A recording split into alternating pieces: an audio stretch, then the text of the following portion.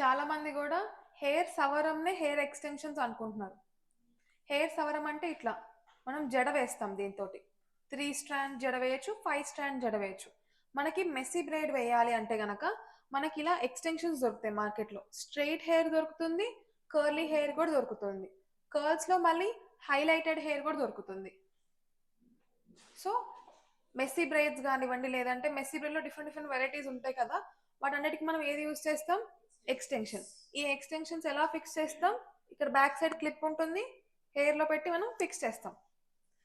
సవరం అంటే ఏంటి? ఇది. రెండింటిని ఎక్స్టెన్షన్స్ అనుకుంటున్నారు చాలా మంది. సో క్లయింట్ దగ్గర మనం కాల్ చేసినప్పుడు హెయిర్ ఎక్స్టెన్షన్స్కి మేము తీసుకొస్తాం, ఎక్స్ట్రా ఇంత ఛార్జ్ అవుతుంది అని చెప్తే వాళ్ళు ఏమంటున్నారు? మా దగ్గర ఆల్రెడీ ఎక్స్టెన్షన్స్ ఉంది అంటున్నారు.